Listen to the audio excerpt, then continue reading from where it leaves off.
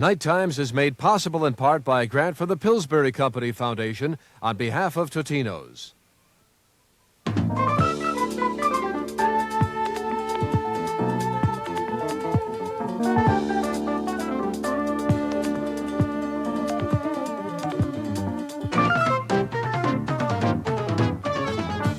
Live from the Twin Cities, Night Times with Gary Gilson.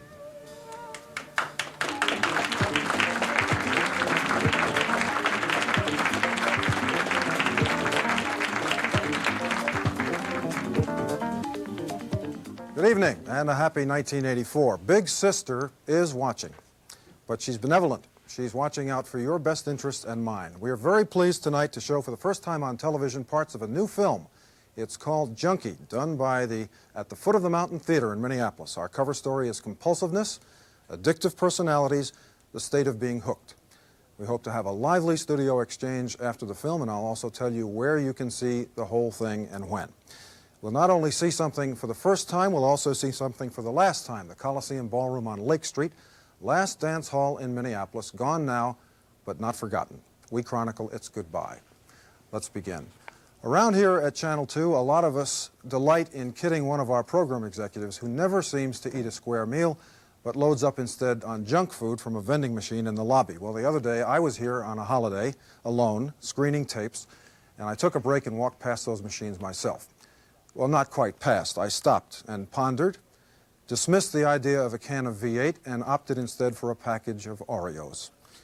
After all, I argued to myself, I deserved it. Hogwash. The fact that I know it is hogwash is what makes the film you're about to see so real to me, and I'll bet to the most of the rest of you. Tonight we look at habits, compulsions, addictions. They are not abstractions. They are people. They are us. Here are excerpts of the new film Junkie by At the Foot of the Mountain Theater. In a few minutes, the people you see in it and all of us will explore our appetites and needs together. The patient is a 35-year-old suburban housewife admitted to the critical care unit after her third attempted suicide with a diagnosis of chronic depression and addiction to tranquilizers. When her own prescriptions do not suffice to quell her anxiety, she takes pills supplied to her by friends through what is commonly known as the gray market. Major symptoms: chronic depression, panic, dependency. Recommendation: electroshock therapy. That's not me. That's not my story. The patient is a 17-year-old woman admitted to the critical care unit with a diagnosis of malnutrition, secondary to anorexia nervosa. Her father overate, her mother dieted and fasted, and at one time the family bird was taught to say, "Stop eating." Though not overweight, she was paid to test various dieting procedures and became obsessed with weight. At present, she can tolerate no solid food and has had to be restrained because she does not wish intravenous supplementation. Admission weight, 65 pounds. That's not me. That's not my story. That's not me. That's not my story. The patient is a 23-year-old female college graduate seeking treatment for severe reactive depression following the disintegration of a symbiotic primary relationship. Patient says that although she and her friend were not sexual partners, there was a bonding of souls. Major symptoms: acute depression, delusional sense of abandonment, inability to form new relationships, loss of identity. That's not me. That's not my story. That's not me. That's not my story. That's not my story. The patient is a 28-year-old wife and mother of 4 seeking treatment for depression. Husband, absent. Primary method of dealing, shopping, which gives her, she says, a rush.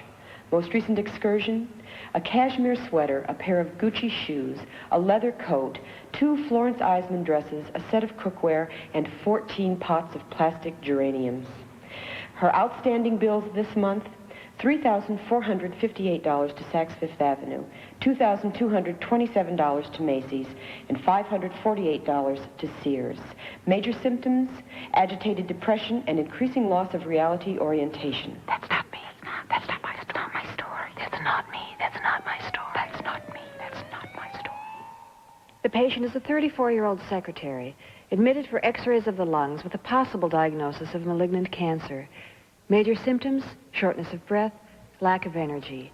The patient has smoked approximately 20 cigarettes a day for the last 13 years. That's not me. That's not me. That's not my story. The patient is a 40-year-old female musician. She's been admitted for a medical workup to determine adult-onset diabetes. Major symptoms: chronic lethargy, pallor, and obesity. She has consumed approximately 100 pounds of sugar annually for the last 20 years.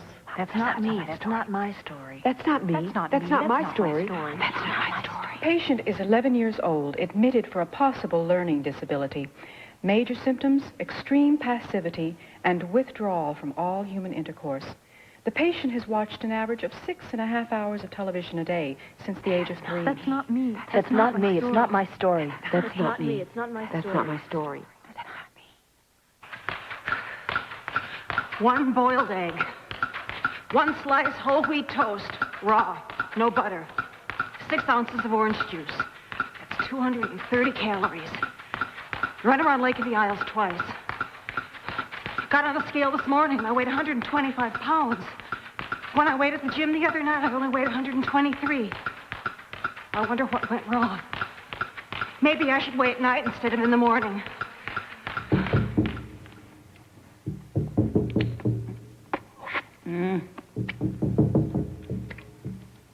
Lincoln Dell sour cream cherry pie. God, I can't believe how good that is.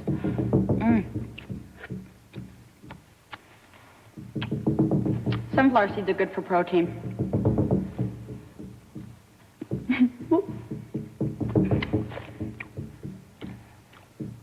Okay.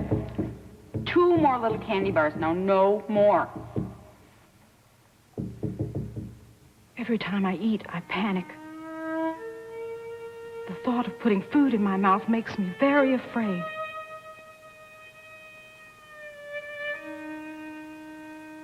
Every morsel could turn into a layer of fat.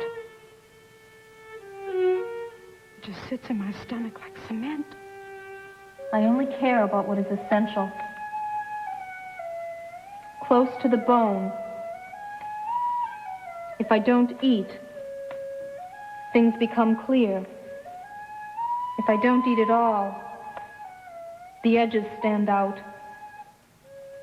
Things have their own perfection. When did they start putting these crunchy things in chocolate chip ice cream? Huh. God, I've eaten half of this pie. What if Angela came in here? I better finish it. Gotta get down to a size 8 by the end of the month. Half a grapefruit, half a cup of yogurt. 900 calories a day. Gotta get down to 500 calories to lose 10 pounds. If you eat, everything is shattered. Spoiled instantly. Clarity goes. Nothing is worth that loss. No amount of pain is worth that loss. I ate a piece of toast this morning and it feels like poison in my stomach. Churning and churning. It gives me a headache. I want to throw up. Lettuce, 25 calories. Celery, 15. I want something like potato chips, maybe pizza. God, anything. If I don't eat, everything is clear. I have to eat. I'll die if I don't eat. I'm so hungry. I'm so hungry. I'm so hungry. Do you have anything to eat? Hungry. I'll take this guy that I met New Year's Eve. What was his name? God, he was tall. Had a wonderful bushy beard and twinkling blue eyes. I couldn't stop thinking about him. Day in, day out, I'm thinking about this guy. I wonder if he golfs or bowls. Probably want one night out a week with the boys, you know. I bet he could fix the front porch. He gave me his phone number. He said that he wasn't married, but I didn't believe him. My friend Carol, she said, don't phone him right away, you know, wait a week or so. She's really good at games like that. Not me. First thing Monday morning, I'm up, on goes the makeup, and I grab the phone. You know, he sounded a lot shorter on the phone. He said, who? I said, me, the one with brown hair. What'd you expect me to say, you know? The short, fat one. Hi. Are you doing anything tonight after we wrap this up? Would you like to go out and fool around, do something I could Well, I don't need it. I don't need him. I don't need anyone. I like being alone. You know what I like in bed? A whole lot of room on both sides. I don't need somebody kicking me in the stomach. I don't need a stray arm strangling me. You know, a lot of people these days are celibate. That's my cup of tea. I like being alone. I like it like that. I like being alone. I like it like that. I like being alone. I like it like that. What's the matter? What's the matter? Esther, I'm lonely. That's what's the matter. Calm down. I'm here now, okay? Calm down. All I'd like is someone warm to curl up next to every now and then. Well, shall I get you some tea? Is that so much to ask? God, is that so much to ask? Ma, would you like some tea and date and nut bread? No, I don't want any date nut bread.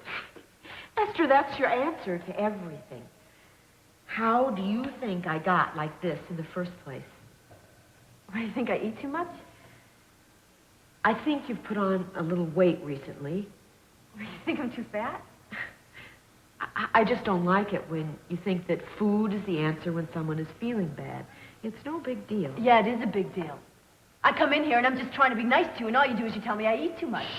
Calm down. Well, that is a big deal. Well, I can't handle this. Ma, you come back here. Who are you calling fat? I am not too fat. Hey, what's the matter? Besides, it's none of your business anyway. What's going on? Ma's all upset. I come in here, all I do, I ask her if she wants a piece of date and nut bread and some tea, and she starts telling me I'm too fat. Calm down. Listen, I just bought a new bag of pot. I'm not too fat, Lorraine. You know, you smoke a little too much pot. It's sensimine. What do you mean by that? It's just every time I'm upset, all you do is you come in here and you go, oh, Esther, you want to get stoned? Look, Esther, that is not true. I mean, I'm your sister, and I care about you. I mean, you were bouncing off the damn walls. I offered you one little hit just to calm you down. Lorraine, it's okay. I'm sorry. No, Esther, it is not okay. You think I'm a pothead, and that is not okay. Lorraine, I'm sorry. Just calm down. No, I will not calm down, Esther. No, don't. Get back here.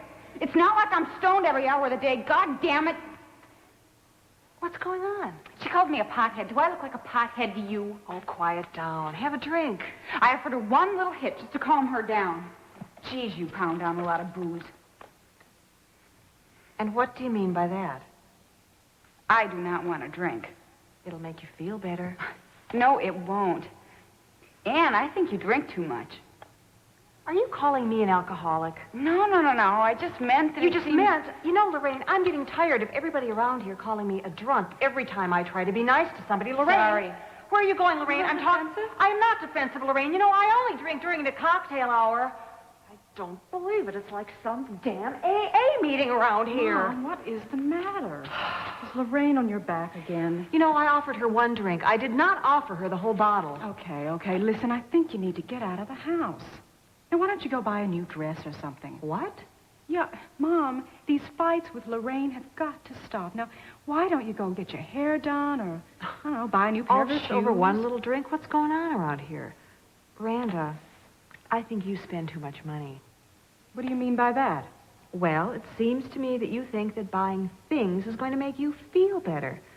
You know, the great American dream, plastic card mentality. Miranda, look at all the bills you've run up lately. I'll pay them. I intend to get a job.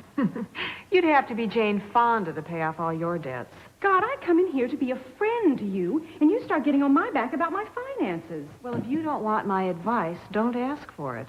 I didn't ask for it. And what I do with my money is my business. A new dress never hurt anyone. Besides, I only shop at sales. Randall, what is the matter? I can hear you halfway around the block. My mother had the nerve to call me a spendthrift. Oh, I'm sure she didn't. She did. Well, you know, Randa, you probably wouldn't spend so much money if you had a lover. Okay, that is so classic coming from you. I mean, you must be on the make all the time. And look at you. You're all alone. I like being alone. I like it like that. I like being alone. I like that. I like being alone. I like that. I like being alone. I like it like that.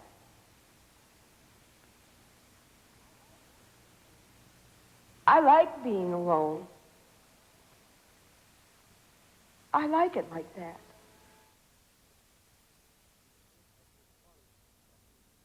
That's just part of the film Junkie. You can see the whole thing for a week at the Varsity Theater in Dinkytown, Friday, January 13th through Thursday, the 19th of January.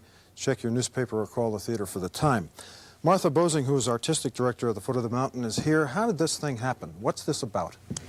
Well, we are a theater that is a political theater. We're committed to fighting oppression and creating plays about that. And we began to notice that we are all addicts ourselves. We began to notice our own compulsive, obsessive behaviors and thought this perhaps is not so surprising when we live in a country that is waging wars all over the planet to protect the wealth of a few people, and when we live in a country that is compulsively and obsessively reaches out to protect itself and at the expense and oppression of other people, that as individuals we also, when we felt fearful or lonely, would reach out and grab and become compulsive, addictive individuals. And we began to realize that if we are really truly going to be involved in the healing of the planet and in the freedom and equality of all people, that we had to begin by going down the path of our own recovery first. And were the actors themselves truly addicted to something or other at one time in their lives? Yes, we have all been addicted to something. Some of us still are. We're fighting our addictions, working towards recovery. We do believe we live in a nation of addicts, that all of us are addicted to something. Mm-hmm. When I asked you that, it looked like it was a little uncomfortable for you, and I didn't intend for it to be, but why was it? Well, it's continually hard to admit, today I am a junkie, but that's true. Kay Bolstead is here, who was in that. What was the experience of making that? Making the film? Yeah. Gut experience, I mean. Right. Well, it's humbling, for one thing, because that's exactly right. One does face. I have to admit daily that I am a junkie, that I am an addict, that I have a difficulty dealing with food in a healthy way. And the film, making of the film and being in the play, both for me were very healing experiences, because I was able to touch those places in me. There's something very healing about getting it out, opening it up, touching those places, letting the light in, letting it breathe. So it was a very wonderful experience. Okay, let's meet some people who make a living by helping people who are in situations like this. Judy Justed is here. She is a psychologist who had a practice in Minneapolis. Next to her is Dr. Richard Heilman, who is a director of the Chemical Dependency Treatment Program at the VA Medical Center. And next to him is Terry Kellogg, who runs an organization known as the Compulsivity Clinic. Congratulations on a new catchword for us. It's a spin-off as of 2 years ago from the Parkview Chemical Dependency Treatment Program. You're helping professionals, but I'd like you to do a transformation now for just a moment and become movie critics. Not in an artistic sense, but along the lines of what this film and that play were about. How would you review this movie, Dr. Heilman? I think it's a spectacular dramatization of a very human problem that is very dehumanizing. I see addiction as an unawareness of an area of life that's out of control, and the way they dramatized how unaware that they are of what seems to us a very obvious attachment. And this is an outstanding characteristic of what we do see, people almost destroying themselves, and they don't see that, and we are amazed at their inability to see their dilemma in that. Terry Kellogg? Sure. Well, I thought the film, with all its depth and scope, can only still scratch the surface of the problem. Even the amount of different kinds of compulsive behaviors and the depth of the pain involved with some of the addictiveness, it can only be, the film could go on for hours and hours and still only be scratching that surface. But it did reflect a lot of the denial and defensiveness, although I think that there are a lot of addicts who, even though aren't recovering, don't really have all that much denial, but are still out of control, at least about the addiction itself. Would a film like this be helpful to you in your work? Yeah, in fact, I was thinking about it, showing it during the clinics, as, to help illustrate the variety and the pain and some of the defensiveness, because everybody that watches that is going to see a part of himself, I think. Judy Justin. Yeah, I can't not be a movie critic first, because I think the work these women do is superb. I have a little different approach to it. Maybe it's because I've been around for a long time dealing with this kind of behavior. And I think one of the things that frightens me about this kind of film is that we always show it at the crisis stage. I happen to believe, as your first speaker did, that we are all basically addictive personalities. It doesn't matter what we are addicted to, but it stems in the fact that until we break the social standard that is set for today of acceptability, the addiction is all right. And until you are overweight, or until you change spanking to a beating of a child, until you get picked up with a DWI, until you get into the crisis state, which is what the movie certainly showed. And I feel very strongly that we are not helping people by showing them only the crisis state, because what we're missing is the educational, which I believe very strongly is a lack in our addictive personalities, is being educated as to what do these things do to us. I read an article by Vincent Dole, a doctor who was involved in the development of methadone, the alternate drug to heroin. And he claims that no one has been able to describe what an addictive personality is. What would you say about that? I would say that doesn't surprise me. And I think that because all of us are addicted to something, we're addicted to work or we're addicted to running, it's difficult to describe the addictive personality, Gary, because society says this is dependency. Chemical dependency is. Overeaters Anonymous, the food dependency is. The junkie food person is. And until you reach that place, you're not labeled. And of course, this to me is one of the biggest problems, is in the labeling. We can't define it because every year somebody else is defining what is an addictive personality. Every year somebody is setting the social standard for what is too much. And this is why it changes all the time. But we have some bags, like chemical dependency, which they feel they have defined, this is what a chemically dependent person is. I don't agree. Terry Kellogg, when I moved back here after being gone for many, many years, it came back about 3 years ago, one of the things that struck me was the pride with which people in Minnesota pointed to the chemical dependency treatment industry and that approach to dealing with these problems. It was almost like saying we have Met Stadium, but we don't have it anymore. But we'd fill it with chemically dependent people periodically. Can you get hooked on treatment? Well, people that have been through treatment wouldn't say they were exactly hooked on it, but people do get hooked on therapy. I think, name it and you can get compulsive or hooked or addictive to it, and you'll find some people that are. But that's an abuse of something, and everything's there to be abused. One of my favorite lines is that we've gone further than chemical dependency in Minnesota. Now you have to be from Minnesota to be codependent, which, but I think in Minnesota, because of some circumstances, we did do more chemical dependency treatment, and we do have more centers, and people come from all over the country, all over the world here.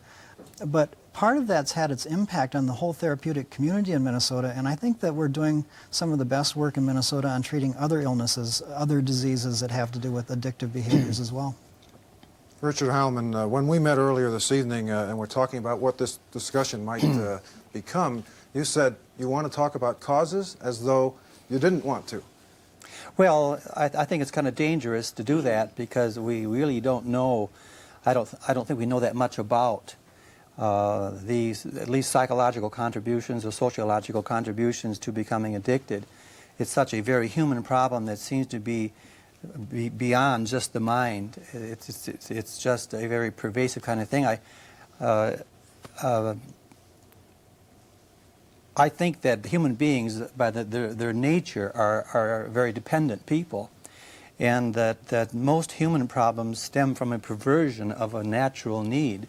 And I think that this is kind of what happens, very generally and simply, that we are very dependent creatures, and for whatever reasons I can imagine, we drift to becoming overly attached to various behaviors, whether it's food or tobacco or whatever, and this becomes a perversion of a natural need. Judy Justed, do you think that the fact that Minnesota is recognized as a center of chemical dependency treatment, the way Terry Kellogg described it, is a good thing? That's a two-edged sword. Do I think that the fact that we are the center of the world for treatment is a good thing? Not necessarily, because I think what's happened is it's turned into $1 billion business, which is perpetuating itself. And I think some people have become clinically, chemically dependent who definitely need treatment. And I think a whole range of folks have become dependent on certain drugs and do not need treatment. But once again, it's all thrown into the same bag. And I think we have gotten on a tremendous bandwagon in the state of Minnesota, for which some people have been served very well, and for some people have been ripped off very royally. Who gets ripped off? People that are not clinically, chemically dependent, but are assessed to be in that state, and there is enough pressure from their family or their friends or the business or wherever to force them into treatment. My heart goes out to the young people, the teenagers, who have been labeled chemically dependent at 13, 14 years old, when I would be one. I would be a perfect example. I drank every weekend. If it were today's times, I would have my label of CD hanging around my neck for the rest of my life. I am a responsible drinker today. I have a couple of glasses of wine a week. I couldn't do that if I had been labeled chemically dependent. Instead of teaching me responsible use or educating me of the evils, if you will, of drug use or drug abuse. And I think that's a big difference. As we turn to our studio audience, let me remind the folks at home that you can call in and participate here by dialing 642-1980. 642-1980. Is there someone here, yes, to respond? Oh, boy. There's so many things I want to say. Well, pick one and make it good. Okay. My name's Steve Kilmer, and I'm with the Health Recovery Center in Minneapolis. Responding to the one issue there, I agree, you know, on the abuse. There's a chemical abuser and there's the chemically dependent person. And there have been studies that have been done, and it was quite an accidental discovery that there's an element called THIQ in the system with alcoholics. And it's an endorphin,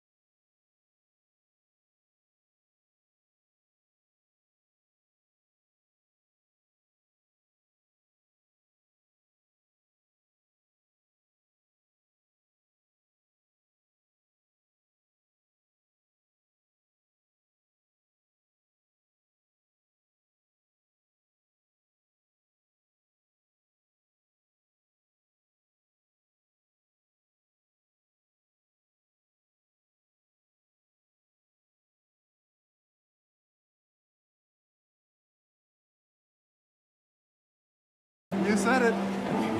I wonder where they'll be dancing 20 years from today and who their partners will be. There's a lot of joy in a place like this, especially for people who are in love with dancing.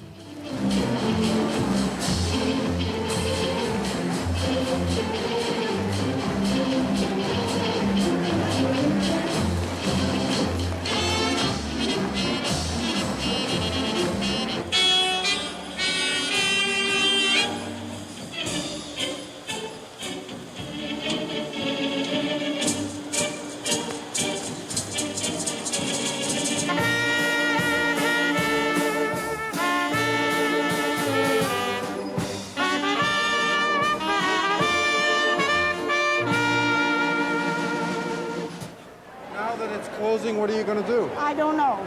I'm sick. You don't know. I just know what I'm going to do. I've been coming this place for so long, it's just like home to me. Why have you enjoyed it so much? Oh, I like the people, and I like the music, and I like the floor, and it's just good company.